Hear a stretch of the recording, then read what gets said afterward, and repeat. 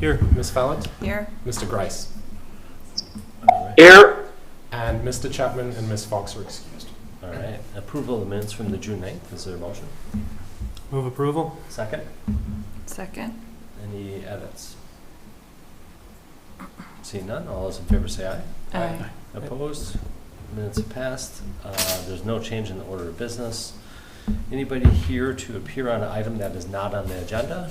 There's nobody in the room for that, and there's nobody on Zoom. So we can close the appearance section. Unfinished business, there is none.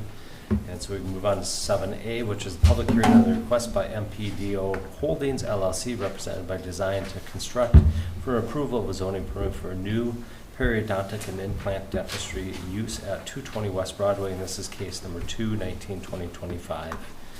And we have, The applicant is online for this. and is it Doug?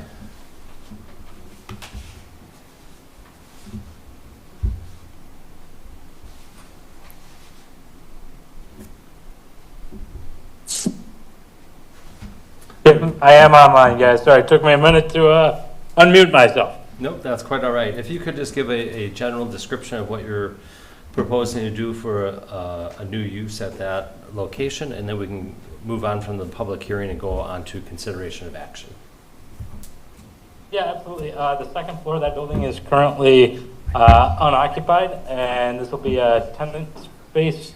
I think it's about, I'm going to blank on the, I don't have the square footage in front of me. It's about 25 to 2,800 square feet on the second floor for new use of a dental, a dental, just as we said, a dental implant clinic. Awesome. All right, and we can close the public hearing section since there's nobody in person or online regarding the public hearing section. So we can go on to 7B, which is consideration of action by the request of MPDO Holdings LLC, represented by Design to Construct, for the approval of a zoning permit for a new periodontic and implant dentistry use at 220 West Broadway, case number 2/19/2025. Doug. Thank you. So the request this evening is for the zoning permit. This would be for the build out of the space, and the new use proposes to have 7 treatment bays in the unoccupied portion of the second floor of the existing Madison Pediatric Dental and Orthodontics building. This is at 220 West Broadway. The parking, landscaping, and lighting were all approved as part of the zoning permit, and these are to remain unchanged. The property is zoned Community Design District, CDD, and the Planning Commission reviews zoning permit applications for this type of request for the new use. The approvals for the original building were granted in February of 2023, and the zoning permit was issued with 11 conditions of approval. The 2016 comprehensive plan classifies this property as commercial use in both the current and the future land use maps, and the proposal would be for the build out of 2,845 square feet, and does appear to be compatible with the comprehensive plan's vision as well as the adjacent land uses, which include commercial and multifamily residential. The zoning permit, in terms of the parking, did approve 91 total parking stalls back when the building was proposed, and that did include the entire building footprint of 23,700 square feet. So it did already account for the expected use of the future tenants to come in here as well. So the 91 stalls that were built are spread across 63 on site, as well as 28 on the adjacent parcel to the west, which are attributable to the dental clinic. This also includes 4 ADA accessible stalls. The parking allocation does exceed the minimum, which was 79 stalls, as required based on those parking standards of the city ordinance. The applicant included in their materials that the pediatric dental use currently has about 65 to 70 of stalls that are utilized, with 21 to 26 excess available for the new tenant. Per city standards, it would only require 10. The letter of application does include that there would be 7 staff and 25 visitors expected daily. And it looks to be that the parking will be sufficient to accommodate the additional periodontics use. There may be discussion this evening potentially from the Plan Commission of the ability of staff to utilize the off-site or the adjacent parking rather than using the parking maybe immediately in front of the building. The building improvements, there would be just interior build-out. That would include the 7 treatment rooms, restroom facilities, reception and waiting area, as well as sterilization room, utility room, office and staff area. And the use would gain access from the front entrance using the already constructed stairwell. Hours of operation would be 8 a.m. to 5 p.m. Monday through Thursday, which again are complementary to the existing tenant, which is 7 a.m. to 5 p.m. Monday through Friday. No changes to stormwater lighting or landscaping. The signage, it is indicated that the applicant intends to install a wall and or ground signage. The ground panel or the landscape ground sign does include 2 additional panels to accommodate future tenants, but any signage would still require a separate application and consideration for that. With that, staff recommends approval of the zoning permit with the conditions as listed in the staff report. Okay, thank you. Any questions by the commission? Chris? No, I think it's fine. The parking looks good. If you go by, it looks like they're already directing staff to park over to the west when you drive through that lot. They're doing a great job. Landscaping looks good there. No issues. Great. I guess my only question is related to how people can get up to the second floor. Is there only a stairwell or stairway, or is there an elevator in the space? My understanding, There is an elevator. Oh, okay. Yeah, I think it looks great. Rob? Nothing to add. It looks good. Patrick? Nothing to add. The only comment that I had to do with, I agree with the parking kind of piece right now. This is going to be an increasing challenging area with the boat parking, the shared parking agreement for this lot, as well as the new residential parking to the next door. So I think over time, it would be important for owners to be cooperative with one another to figure out how to get needs met, is my guess. So other than that, is there a motion? I have no comments Oh, either. I'm sorry. Brian. When you're It's on okay, Zoom, I Brian. got to start there first, sorry. I know. It's okay. I get it. No additional comment from me. Awesome, thank you. I move approval with comments as written by staff. All right, is there a second? Second. Is there a second? I'll second. All right, we got a motion and a second. All those in favor say aye. Aye. Opposed? Aye. Item has been approved. Thank you. We'll move on to item 7C, which is a public hearing on the request by DSI Real Estate Group LLC for consideration of the certified survey map for the purpose of constructing a multifamily development at the 100 through 300 River Place. This is case number 220-2025. And if you can give us a brief overview, and then we'll go on to consideration of action. Greatly appreciated. Thank you. My name is Dan Day from D'Onofrio, Kaki and Associates, representing DSI Real Estate and the owners of the River Place development. We are here simply to subdivide the lot in a different way than it is currently today. There's 3 lots on there right now, which are interesting, but we're going to clean it up and make 2. I have Brian Munson here also from the development team. He's more aware of all of the other approvals that have gone on besides myself, but just wanted to be here tonight and try and get approval, and we are okay with all the conditions of approval that have been set forth by staff. Awesome. Let me know if you have any questions. Thank you. Perfect. Is there anybody else here to speak in the public hearing section? There's nobody in the room. There's nobody on Zoom. So we can close that item and go on to 7D, which is consideration of action on request by DSI Real Estate Group LLC for consideration of a certified survey map for the purpose of constructing a multifamily development at 100 through 300 River Place. This is case number 220-2025. Doug. thank you.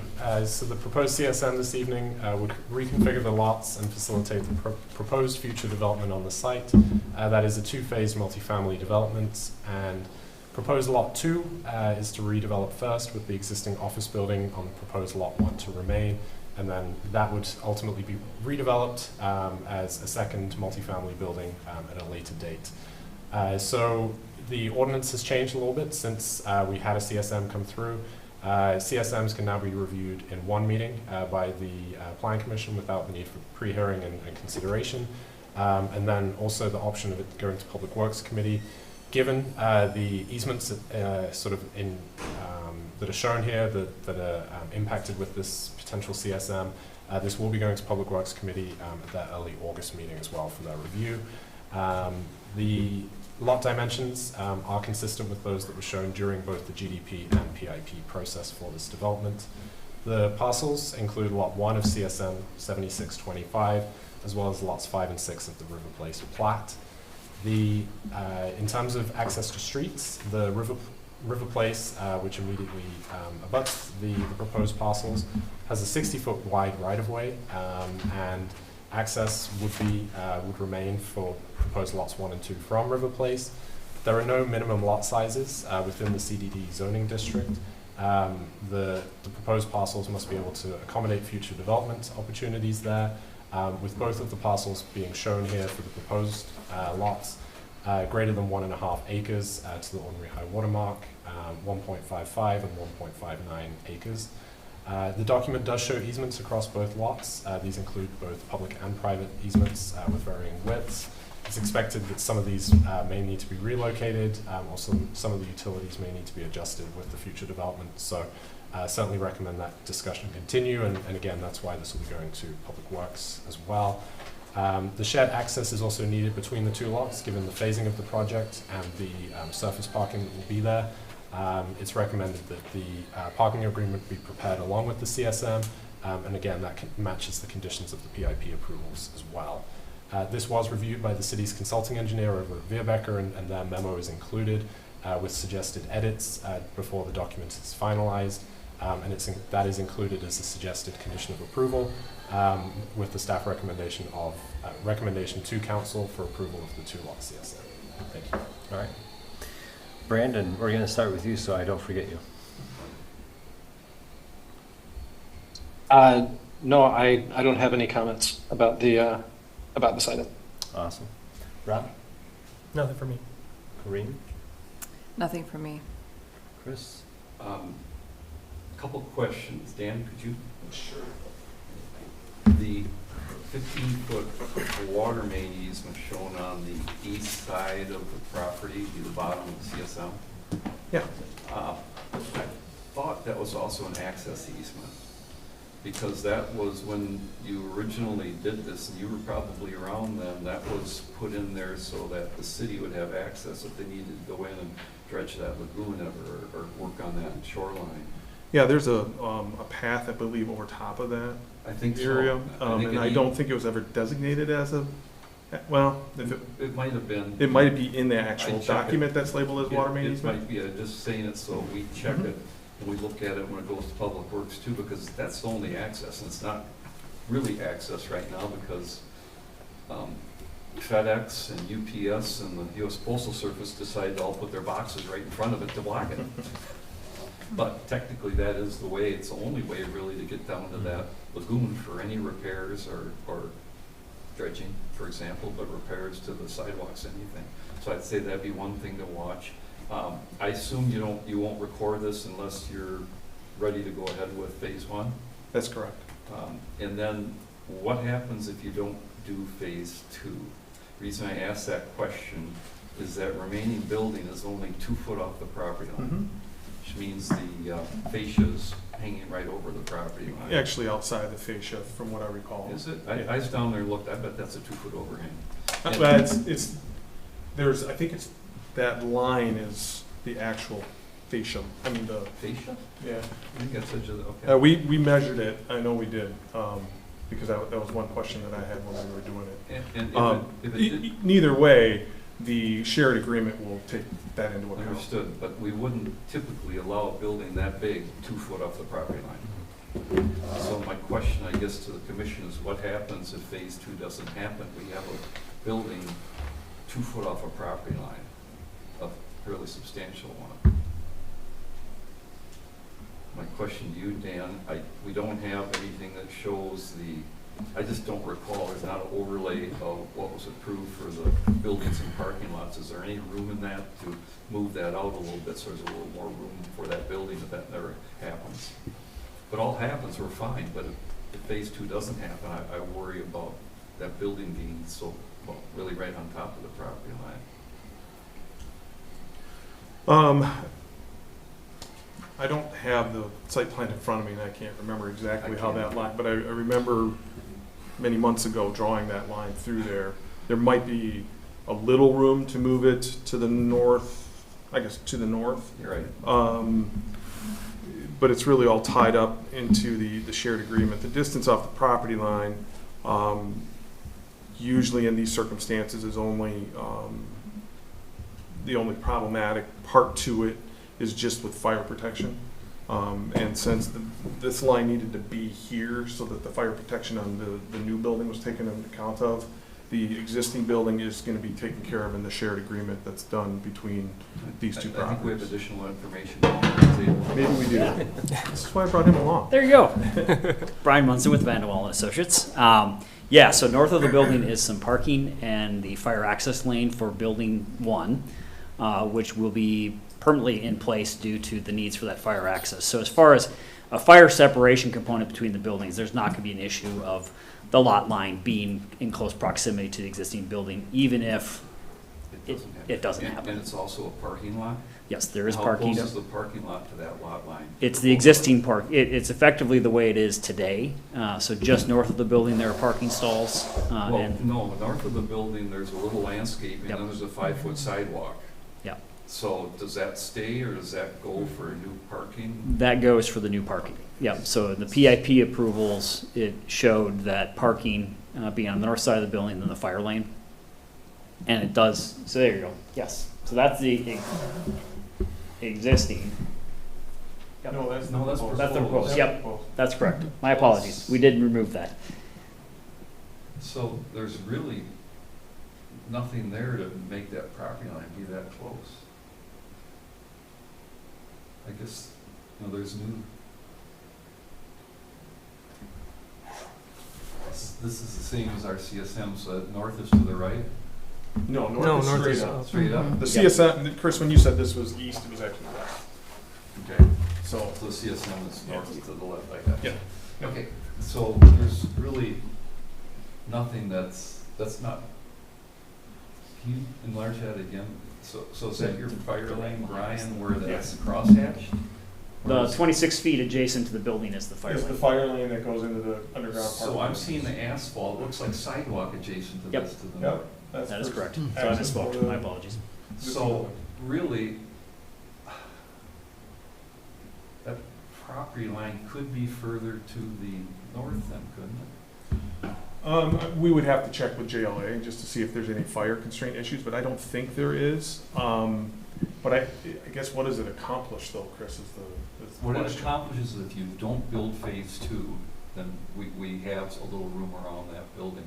Because what it accomplishes is you could sell it, could be a completely different owner. Correct. I mean, you DSI or Mhm. David, but then there's some room to have something around that building. I imagine you'd have to have a joint or a sidewalk or easement or agreement to that building. Sure, there's gonna have to be a condition of approval and, we'll Right. have to do shared parking agreement and access agreement, including that sidewalk agreement, Right? for that sidewalk to be there, yes. Why did you make it so tight? There was reasonings. I just can't remember exactly why they were, but it was mostly, we drew that line in between there just with working with JLA on the differences in making sure the fire protection was okay on the buildings. I can't tell you exactly why that's 40.21 versus 28.21 or 38.21. Yeah, that can't be for fire protection. Can it? There's curbs. I mean, it's usually this tall of a building, I get a little bit out of my comfort zone on the Yeah. fire protection requirements, but Okay. usually on a 3-story building, you need 10 or 15 feet minimum. Here, being a little taller building than that, you might need more, but I know we've got it covered in between, but they might have gone to a higher fire rating on that wall going south to the lagoon. There was a ton of discussions behind the placement of that line and where it ended up. And I know that there was wanted to be as close to that building as reasonably possible. And I think it is right on the overhang. Now that I look at I'm the structure. thinking this too. Yeah, because it says existing building overhang. That's a good clue.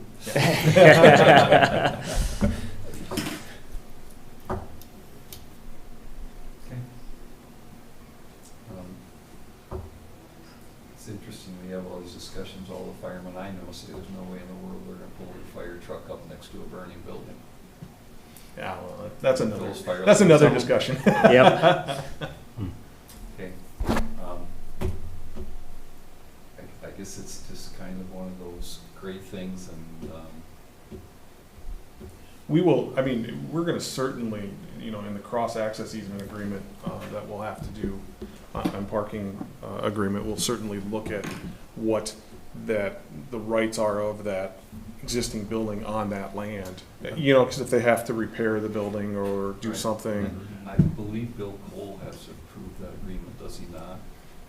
Yes, There's a parking agreement, we require Correct. to have a parking agreement to this property for as the part of cars. the And then this happened at that time, we had enough time to monitor the parking and see how it was working. So could we just, not as a condition, but just have a note to ask Bill to just take a look into that for sidewalk, for all the different things there for that phase 2 building, if it should stay that it's covered. general sidewalk maintenance, access, all the, yeah. Yeah, that makes sense. Reasonable? Yep. Okay. Patrick? I've got nothing to add. All right. Is there a motion for approval? Motion to approve with recommendation by staff and notes from Chris. All right. Comments from Chris. Second? Second, although it's a motion to recommend approval. Yes, motion Yeah. recommended. Yeah, right. All right. And any further discussion? All right, hearing none. All those in favor say aye. Aye. Opposed? All right. thank you very much, guys. appreciate your time. Really, thank you. Move on to 7E, which is a public hearing on the request by the Friends of San Damiano for a new comprehensive signage plan at 4123 Monroe Drive. This is case number S13-2025. Welcome. Everybody.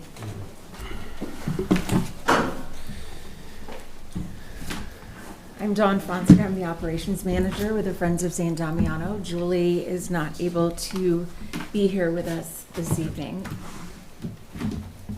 So during the public hearing section, if you can give us a broad overview of what it is that you're requesting from the group as it relates to the comprehensive sign plan, and then when we move on to the consideration of action, we can probably go through more of the detail of the specific signs.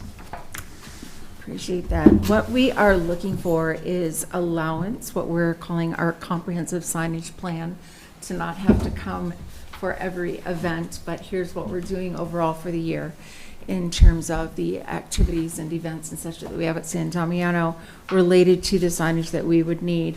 There is, separate from events specifically, there's a informational sign that we want to put up. It will be what we're calling a semi-permanent structure into the ground. You've got in your packet images of what that's going, dimensions and such of what that's going to look like. It'll go to the right of the existing front porch of the house. It's going to contain things, you know, etiquette of being on property, contact information, upcoming events. One side looking at kind of being static information, like, you know, like I said, property etiquette, contact information for us, history of the property via QR code, website, etc. And then the other side being more of a rotational type thing, whether it's in the winter and come to Fire and Wonder, or summer in our beer gardens, which, by the way, the next one is August 14th. To see you there. Mother Nature took care of the one last week for us, unfortunately. The rest of the signage that we are looking at within this comprehensive plan are sandwich boards, yard signs, our sponsorship banner, banners that would go on the event tent. So, for example, when we put up the tent for the beer garden, we have a banner that lists the sponsors, plus there is a semi-permanent banner that is on 2 poles that are directly across from the front doors of the house. So it's things that you would expect. Where's the entrance? Because they don't necessarily see this permanent sign that exists, right? Welcoming them, reminder with sandwich boards of an event happening tonight. Hopefully you saw the beer garden ones last Thursday. Signs on property as far as where the reserved accessible parking is, where volunteers should park, where any of our sponsors showing up, their reserved parking, the parking area that we break out and mark on the property. That there's added parking allowed at the high school is another one that we were blessed enough to be able to add for the July and the August beer gardens. Thank you to the high school for that. So that's what we're looking at. All right. And we have nobody else in the room for the public hearing section, and there's nobody else online, so we can close the public hearing section, move on to item 7F, which is consideration of action and request by the Friends of San Damiano for a new comprehensive signage plan at 4123 Monona Drive, and this is case number S13-2025. Doug? Thank you. So yeah, the request this evening, it's from the Friends of San Damiano. The comprehensive sign plan would allow for special event signage at the San Damiano Park, located 4123 Monona Drive. This would include institutional informational signs, which was shared would be more of a permanent basis, as well as some more temporary signs, including banner, sandwich board, and temporary yard signs. Property 4123 Monona Drive is zoned Community Design District, and City Sign Code requires Plan Commission approval of comprehensive signage plans. The institutional informational sign is proposed to be 7.65 square feet, 5 foot 4 inches in height, and does require a height exception because it would be greater than 5 feet, which is allowed by city code. To be placed just over 6 feet from the house in the landscaping bed adjacent to the home, and again integrated with that landscaping. This would have general property rules, information about the house, the Friends group, event notices, and such. The temporary banner signs, the city standards here are for these to be 30 consecutive days, twice per year, limited in height to 8 feet, as well as 32 square feet in area. The applicant is seeking exceptions to allow for up to 3 temporary banner signs, which will be freestanding. They would be located on permanent posts adjacent to the house and on the walls of event tents, used to advertise special events, display sponsors. Signs would be 4 feet by 8 feet or 8 feet by 4 feet and comply with size requirements. Displayed only a few days before and after a special event, and the exception would be to allow for banner signs to be displayed more than twice per year. Temporary sandwich boards, the applicant is seeking 3 6-square-foot sandwich board signs. These would be placed in high traffic areas throughout the site, and again during special events more than twice per year, used to display event details, hours, and site circulation directions. And then finally, temporary yard signs. The buildings within the CDD are allowed up to 2 yard signs, an additional yard sign for those bordering Lake Monona, which this site does. Allowed up to 6 square feet in area, 4 feet in height, located on site and at least 2 feet back from the sidewalk. There are no display limits for this type of sign. Applicant is seeking an exception to allow for up to 20 yard signs throughout the site. The signs themselves would be 3 square feet on stake sign in type and used for special events to display welcome messages, directions, parking area, delineation, as well as display event information. And the full comprehensive sign plan, as well as example graphics and renderings, are also included within the packet. With that, the staff recommendation is discussion of the appropriateness of this. If the commission chooses to approve, then recommended findings of fact and conditions are included within the staff report. Thank you. All right. Brandon, because you're online, I'm going to go to you first so we don't forget you. I think it sounds great. I think it sounds great. I don't have any comments or concerns. All right. Thank you, Brandon. Corinne. I have 2 questions. The first is about the yard signs on the diagram. I don't know if you can pull up the diagram, Doug. There's you have the yellow squares are the ones that are indicating the yard signs. Correct. Okay. And there are 10 shown along Monona Drive, which seems like a lot. So I understand, like when I looked at what the signs are, welcome, park here, volunteers, like all of that made sense. What would the 10 signs along the drive say? So the ones that the enter and welcome as you're coming into the drive. We have no parking as you're coming into the drive. This 10, to my understanding, is looking ahead to the future. Not that we are putting 10 out there right now, because we know what the city rules and what's permitted and allowed and such. It's a matter of, that is a very long, wide property on Monona Drive. So if there would be approval given to, if needed, to have that many out. Right now, quite honestly, I don't know what all 10 would actually represent. I know when we did loop the lake in having them leaving immediately from Olbrich and San Damiano being right there like minutes after getting started, I refer to them as kind of the Burma shave signs, in showing my age here with what those are, and being like, San Damiano, welcome, Arrow, scenic detour, that would allow, the allowance would be for a few more for something like that. Okay. Beer garden, right now, my experience, we have not utilized that many as what is shown. I didn't design this map, so I'm taking a guess as to fully what was in Julie's head when she outlined it. And you had a second question? Yeah, the second question is about the informational sign. Mm-hmm.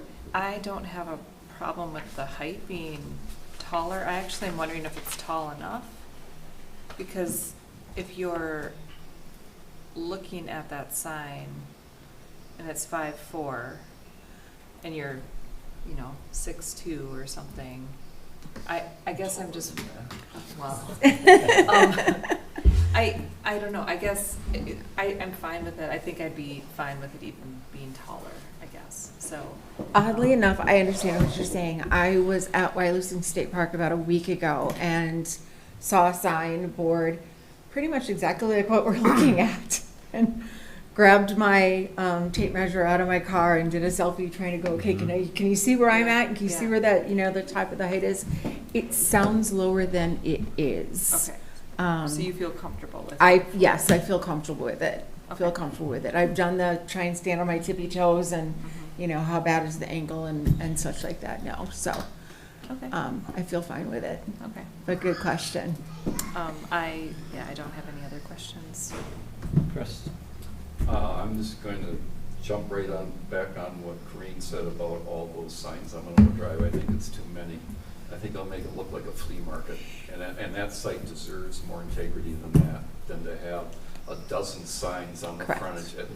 It'll look like Burma Shave or a flea market. Correct. That site deserves better. Correct. Agree. Agree. I don't think that's a good look for the site. Again, an assumption, and you know what assuming an assumption means, I do. that this was just a put it out there in case.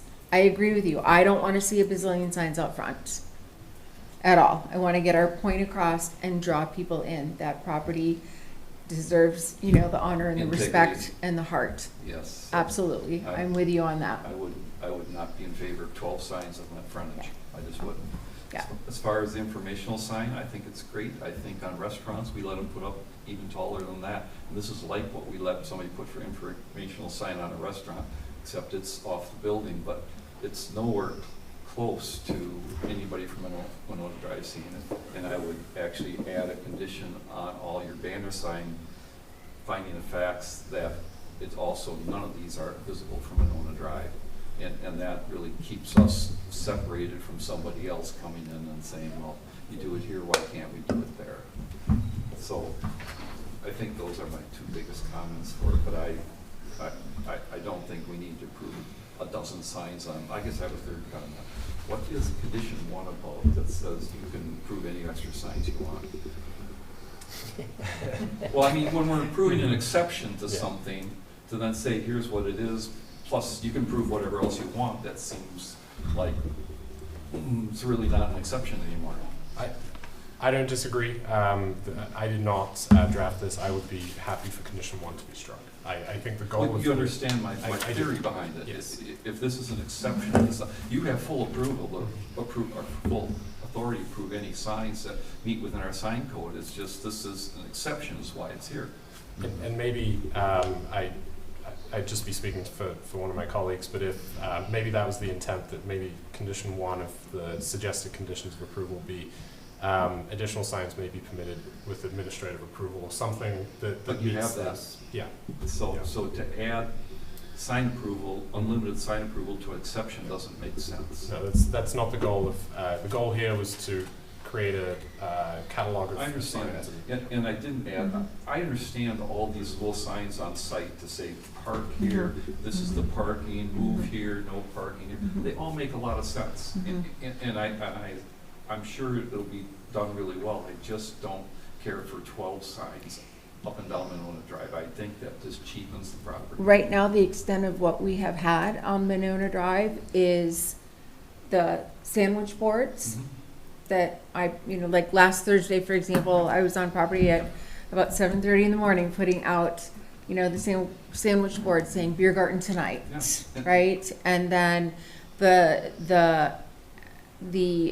backup yard sign of this is the entrance, this is the exit, and a welcome did not go out until setup is at 2:00. I probably didn't put those out until 3:30, and then immediately taken down. So along Monona Drive, minimal, absolutely minimal. Even Loop the Lake, just to bring him into that first driveway, was minimal as well. Because you already have the two, and if you're worried about visibility, those are two really nice signs. They should be permanently installed, maybe up a little bit within our sign code, but I mean, make it obvious where they are. Those are really nice signs. They show a lot better than a sign on a stick. It's an added visual. I get it. It's For a- kind of a special event. Yeah, people But- that have never been to what the you property, talked because I about see them are coming in through three- the exit. Right, but what you talk about, 3 or 4 added signs, not 12. Correct. Correct. Again, I don't know what the thought process was.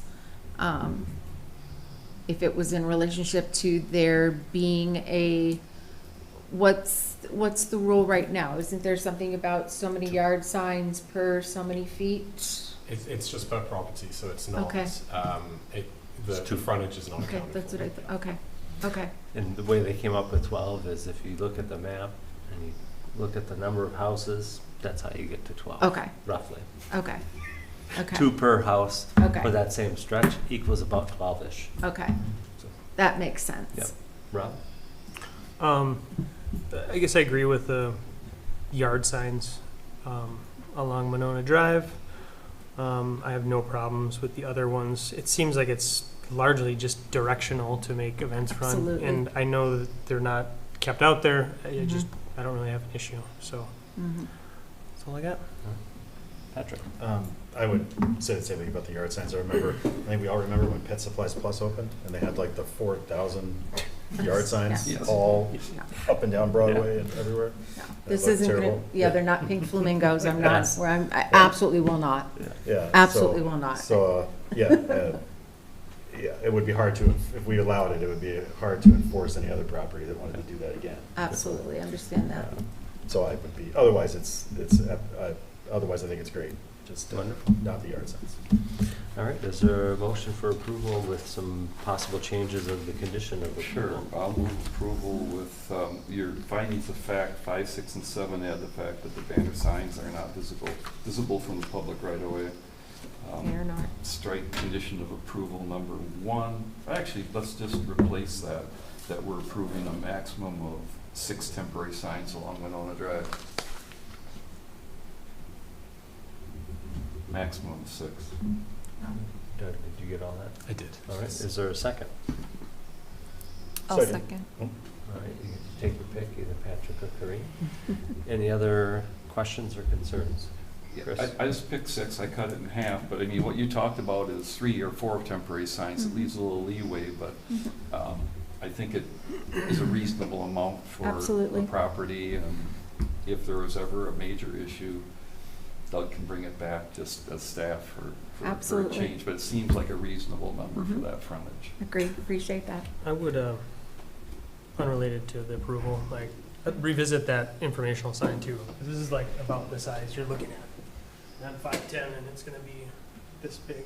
It's gonna be sitting on the ground, so I would just look at that, maybe mock Okay. it up.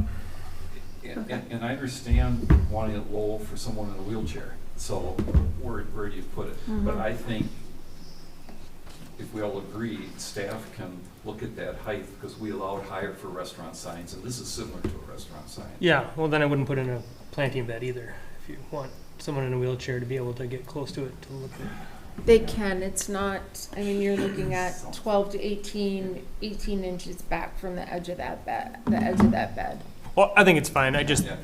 I would just look at that again. Yeah. So I guess what we're all saying is there's some leeway for staff on how that sign ends up. Yeah, I have no We problem can with have that. that in the minutes, there's some, Doug, do you want more specificity? I'm comfortable leeway for the informational sign. I'm okay with that. Is there As a it relates to- maximum height allowed to take into consideration for that informational site? When I'm playing with, it should be 5 and asking for an exception, and you're saying we do taller for restaurants. Depends on the scale and things, but Okay, I think you should revisit what's gonna work best, and then Doug can okay.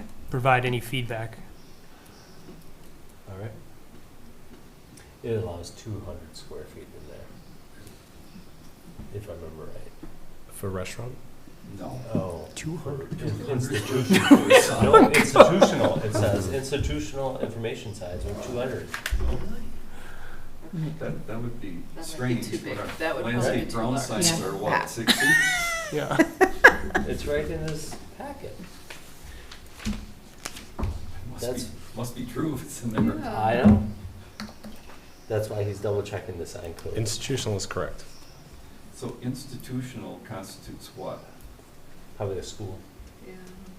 I thought that's like a building sign, you know, they can have a maximum 200 square foot of signage on a building. You know, we've had that a lot of times, but not for a freestanding sign. It's a institutional informational is the graphic used as municipality with the electrical sign area, Right, max but not a 5 feet. building, right? Freestanding. That one shows freestanding, but And I was just looking up the menu board sign, as it relates a little more, or the order board sign as it relates to the height, but I'm comfortable, if, I think we're all very comfortable with you approving that. that works for me. and I heard that no specificity was needed, so we have a motion, we have a second. Any other questions? Hearing none, all those in favor say aye. Aye. Opposed? Aye. All right, thank you very much. And we can move on to item 8A and A1 through 5. So Doug, if there's any information that you can share with us for those items? Absolutely. A couple updates just for the commission. The Monona Pines project on Monona Drive is now well underway. Full building permits were just issued. They previously had their footings foundations, so they're on an aggressive timeline. They're moving well. The project there, the 48-unit multifamily building. So just wanted to share that with everybody. And then also the comprehensive plan, the RFP has been issued and closes on July 23rd. So we're about halfway through, or over halfway now in the process, and then we'll start reviewing applications once that closes July 23rd. When did you put it out? It was about a month ago, so it was June 23rd. Have you Right. had much contact from people? Yes, we've had, so it's on the city's page, so we have information when they pull that, and we've had a good uptake, and questions were due today, and so we've had quite a lot of feedback and sort of discussion there as well. So, Multiple people? yes, Multiple Will just be firms. one addendum? it will, yes, just one. All right, item B is any questions that commission members have? All right, hearing none, motion for adjournment. Move adjournment. Second, A second. all those in favor say aye. Opposed? All right, we have adjourned, thank you.